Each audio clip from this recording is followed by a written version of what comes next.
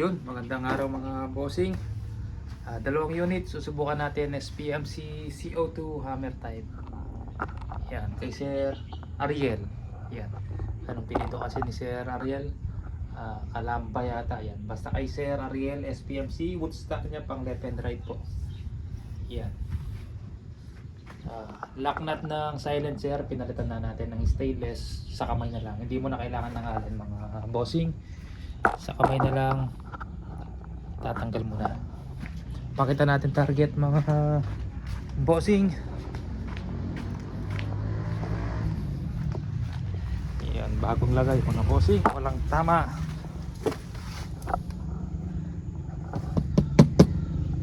Yan, walang tama mga bossing.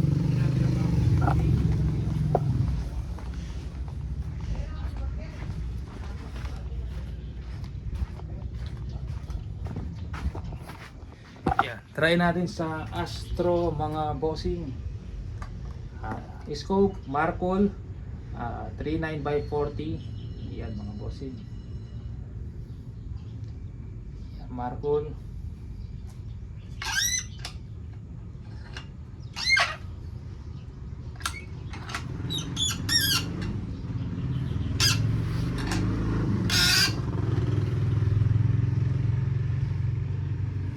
Yan. 24 inches long barrel extended tank, brass barrel. Mga nagtatanong, solid stainless po yung barrel, hindi po. Mahal po yung solid stainless na barrel. Brass barrel, stainless steel. Stainless barrel na solid, 15 to 20,000 barrel pa lang mga bossing ha. Yan, kung mas mahal pa sa unit, ang complete set nito 17.5 lang, kasama na urig scope, tangke, silencer, dalawang box na bala. Tapos ang gusto pa ng iba, solid stainless. Pwede naman po at pang 15 or 20k. Less lang natin kung magkano to. Yung barrel, less lang natin. Okay po mga bossing.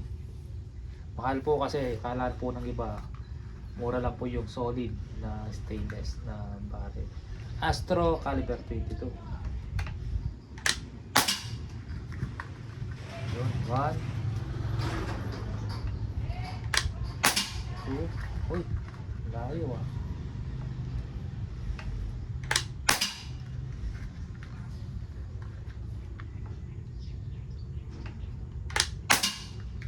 Malayo mga bossing.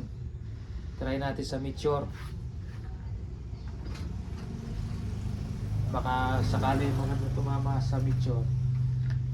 Pakita ko, hindi siya iyang sa ano, sa Astro. Yan, pag ganito pangit mga bossing, pero depende yan sa gusto ng barrel, kung anong pellet. Yan, kita nyo, kalat-kalat.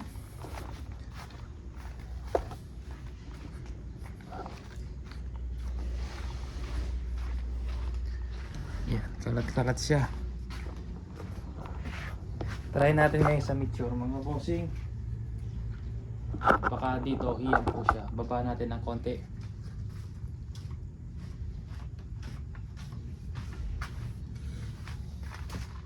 Meteor tayo mga bossing.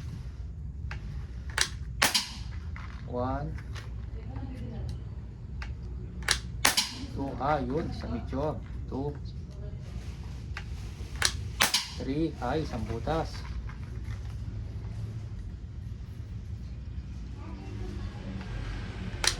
4. Isang butas sa Meteor sir. 5 shots yan. Pero natin mamaya na, pakita muna natin. Meteor, Astro, yan. Iba-iba talaga yung ano mga bossing. Depende sa gusto ng barrel. Kaya kung may barrel unit kayo, pangit tumama, try nyo sa iba-ibang brand.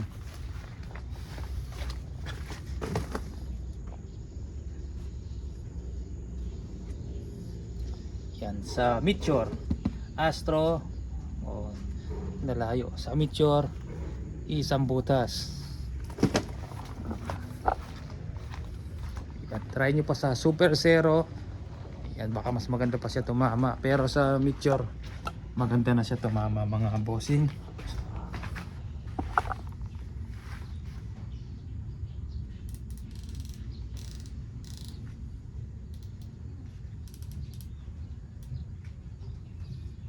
Pero mas maganda i-zero nyo to sa pulso nyo mga bossing. Yung hindi siya nakagato. Nakapatong lang siya na ganyan. Naglagay kayo ng unan. Ipatong nyo tapos i-zero nyo sa pulso nyo. Yan, pag na-zero nyo na sa pulso nyo, luwagan nyo tong tornilyo na to sa turret niya mga bossing. Ilagay nyo sa zero, naka-tense yan. Yan, tapos to lagay nyo din sa zero. Yan kay Sir Ariel. Yan, check nyo yung ASPI sir kung ito nga yung sinubukan natin at yung tumating sa inyo. Yan, ASPI, pakitandaan po. Yan, ASPI, kabila. Yan, mayroon siyang dito. Yan, tapos pangalawang unit tayo mga bossing.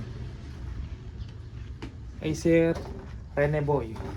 Sir Rene Boy, ito po unit niya sir. Ito hindi siya pang left and right.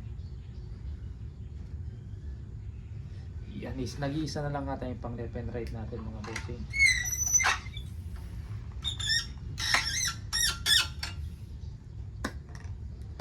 Same scope, Markul po na ori, hindi siya class A mga bossing.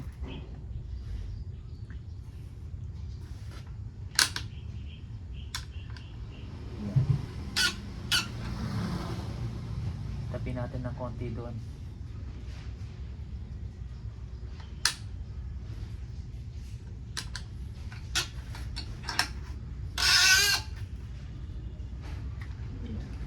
Picture ulit tayo mga bossing.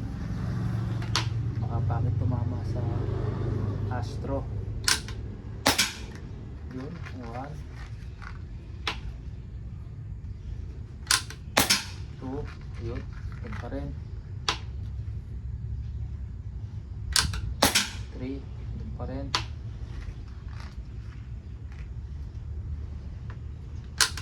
4, dun pa rin.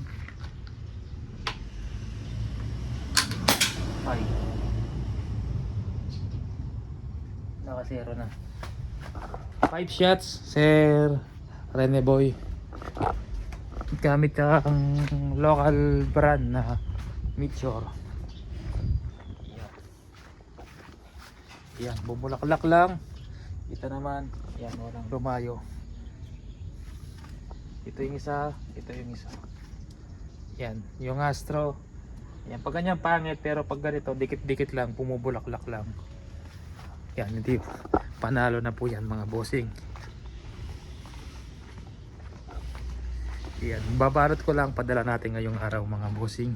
Pakita ko lang yung ASPI ng unit ni Sir Rene Boy.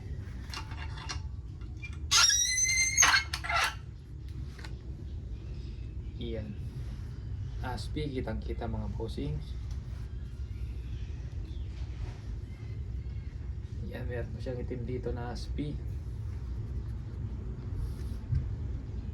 Yan, 17.5 complete set mga bossing, kasama silencer, scope Oric, hindi siya class A. Oric po siya na Markul scope. Pang kasama dalawang box na bala, Valiente CO2 tank. Hindi tayo nagbibigay ng ibang brand ng tangke. Ang subok po na matibay, Valiente brand, napakatibay. Pero siyempre minsan di maiwasan, may mga agad nasisira. Kahit sa mga unit, masisira at masisira yan. Ang kagandahan lang sa local made, madaling gamitin, ay gawin mga bossing. Siyempre katagalan yung mga o-ring, lumalambot, bumibigay, lalo na to may dumi, napasukan ng dumi, hindi mo alam, may putik o buhangin, nirefill mo siya, nilagay mo yung CO2 tank, papasok yung dumi sa loob. Yun ang magiging dahilan kaya nagkakasingaw, kasi yung o-ring nito, yung valve nya, o-ring, pupunta dun yung dumi, hindi maglalapat yung o-ring, magkakasingaw siya. Pag nirefill mo tapos pagtanggal mo na CO2 tank, maririnig mo. Yan ang gawin mo nun, buksan mo lang to, linisin mo yung o-ring, punasan mo ng oil. O-ring yan dito, tsaka isa dito maliit, dito para dito sa dugtungan niya na thread, dito sa CO2 receiver, tapos o-ring niya dito,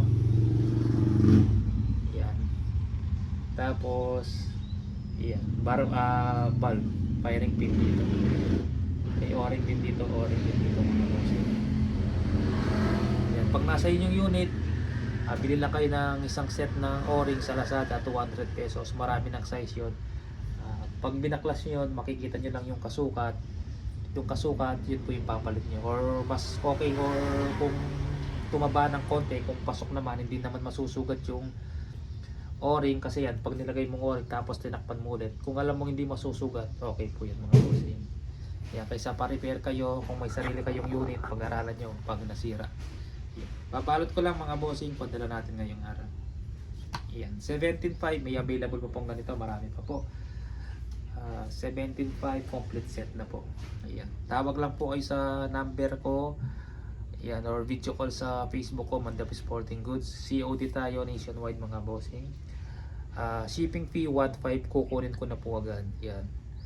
Pag napadala nyo na yung 1.5 na shipping fee, bigay nyo lang po complete name nyo, address, cellphone number.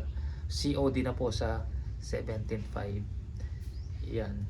COD 17.5, shipping fee sagot nyo po mga bossing. Mataas ang shipping fee pag COD, may charge po depende sa total price. Sige po mga bossing, maraming salamat po.